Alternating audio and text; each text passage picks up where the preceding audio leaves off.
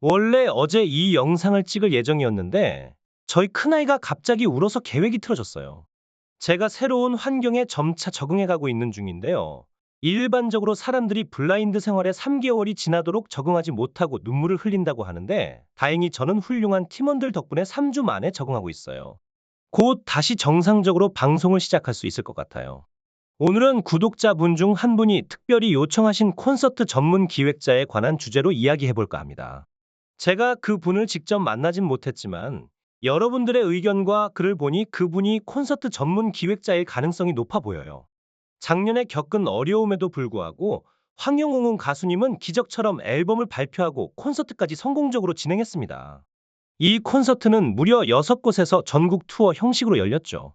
7군데에서 기획됐으나 한 곳은 개최되지 못해 아쉬움이 남았지만 나머지 6곳에서는 모두 성황리에 공연이 펼쳐졌습니다. 이번 콘서트의 성공 요인은 여러 가지가 있습니다.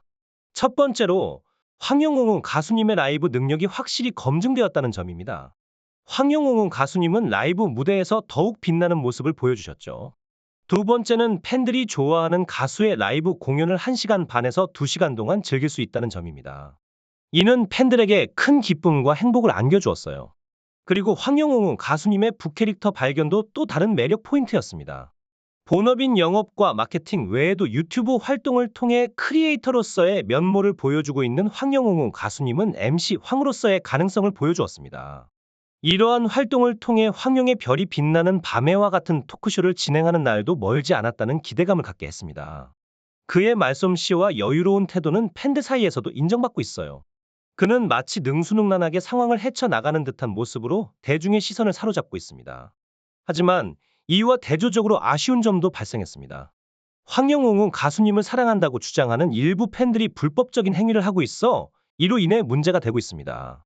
일부 팬들은 불법적으로 콘서트 티켓을 구매하거나 판매하는 경우가 있었으며 심지어 공연장에서는 콘서트를 녹화해서 유튜브에 올리는 일도 발생했습니다. 이러한 행위는 황영웅 가수님의 부탁에도 불구하고 계속되었고 이에 대해 많은 비판이 제기되었습니다. 유튜버들 중 일부는 콘서트장에서 라이브 스트리밍을 하여 수익을 창출하는 사례도 있었는데 이들 중 일부는 경고를 받고 영상을 삭제해야 했습니다. 특히 황영웅 가수님의 첫 콘서트에서는 실시간 라이브 스트리밍이 이루어져 슈퍼챗을 통한 현금 후원 등으로 상당한 수익을 올리는 일도 있었습니다. 심지어 어떤 경우에는 그 영상 하나로만 1,000만 원 가까운 수익을 올린 경우도 있었다고 합니다. 이러한 상황들은 황영웅 가수님의 인기와 영향력을 다시 한번 입증하는 동시에 이러한 인기를 바탕으로 한 불법 행위에 대한 문제를 제기하는 계기가 되고 있습니다. 직장 생활을 경험해본 분들이라면 아시겠지만 1,000만 원을 벌어들이는 것은 결코 쉬운 일이 아닙니다. 특히 임원급이 되어야 가능한 수준인데 어떤 이들에게는 이러한 상황이 좋은 기회로 보일 수도 있겠지만 불법적인 방법으로 이루어진 것이라면 문제가 됩니다. 저는 불법적인 방법으로 돈을 버는 것이 결코 옳지 않다고 생각해요. 또한 황영웅 가수는 팬들의 보호와 지지를 필요로 하는 가수입니다. 팬들이 이를 제대로 해주지 못한 점이 아쉽습니다. 하지만 긍정적인 소식도 있습니다. 봄이 오면서 따뜻한 봄바람과 함께 황영웅 가수의 전국 콘서트가 4월에 다시 여러분을 찾아갈 예정입니다. 이번 콘서트는 이전에 참석하지 못한 지역과 관객들을 위한 기회가 될 것입니다. 이직이나 개인 사정 등으로 인해 콘서트에 참석하지 못한 분들에게도 훌륭한 기회가 될 것으로 보입니다. 서울과 울산을 포함한 5개 이상의 지역에서 펼쳐질 이 콘서트는 지금까지의 성공에 힘입어 더욱 기대되는 행사가 될 것입니다. 황영웅 가수가 이번에 6개 지역에서 콘서트를 성공적으로 마무리한 것을 볼 때 앞으로 더 많은 도시에서 공연을 개최할 수 있을 것 같습니다. 아마도 최소 7, 8, 심지어 10개 도시까지 고려할 수 있겠죠.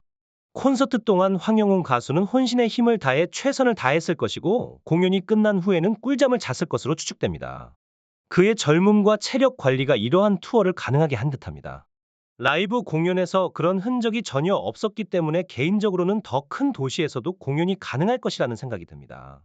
지금 기획 단계에 있으니 5개 이상의 지역이라는 표현을 보면 서울과 울산 등 대형 장소들이 잘 섭외되고 있는 것 같아요.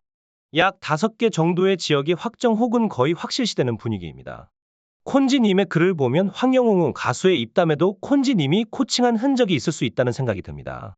그리고 마지막 부산 콘서트는 정말 대박이었습니다. 사고 없이 무사히 3시간 30분 동안 마지막 피날레를 화려하게 장식했어요. 고향 대구, 인천, 부산은 전석 매진이었고 광주와 청주는 좌석 점유율 80%를 달성했습니다. 광주에서의 콘서트가 전석 매진에는 이르지 못했지만 4월에 있을 콘서트는 이전의 재미를 느낀 관객들이 다시 찾을 것으로 기대됩니다. 첫 콘서트의 성공적인 반응이 이번에도 이어질 것이라는 예상이 큽니다. 추운 날씨에도 불구하고 콘서트 기간 동안 열정적으로 참여한 팬들의 패션왕 이벤트와 같은 다양한 행사들은 정말 인상적이었습니다. 이러한 팬들의 열정과 에너지는 놀라울 정도였고, 이런 분들에게 상을 드려야 할 정도라고 생각됩니다. 이번 콘서트를 위해 친필 사인이 있는 목도리와 같은 선물 준비도 있었습니다. 이러한 노력과 협조로 인해 4월에 있을 두 번째 전국 투어 콘서트는 더욱 강화된 팬덤과 더 성숙해진 팬심을 기대할 수 있을 것입니다. 이번 투어는 황영우 가수와 팬들 사이의 강한 연결고리를 다시 한번 확인시켜줄 기회가 될 것으로 보입니다. 많은 분들이 황영우 가수님의 라이브를 직접 경험해보고 싶어 하시는 것 같아요. 실제로 라이브 공연은 듣는 것만으로도 감동적인데 직접 현장에서 체험하는 것은 또 다른 차원의 경험이 될 것입니다. 팬들과 구독자분들 사이에서 황영우 가수님의 공연에 대한 기대와 관심이 높아지고 있습니다. 김기한 교수님과 같은 인플루언서들이 콘서트장을 방문함으로써 구독자 수와 조회수가 늘어나는 효과도 있었습니다. 이는 황영우 가수님의 인기와 영향력을 더욱 확산시키는 요인이 되었죠. 물론 개인적으로도 콘서트에 참석하는 것이 좋지만 각자의 자리에서 최선을 다하는 것이 중요하기 때문에 양해를 구하고 싶습니다. 4월 콘서트가 어떻게 업그레이드되어 다가올지에 대한 기대감이 큽니다. 팬들과 구독자분들에게 새로운 경험과 감동을 선사할 것으로 보이는 이번 콘서트는 황영우 가수님과 팬들 사이의 교감을 더욱 깊게 만들어줄 것입니다.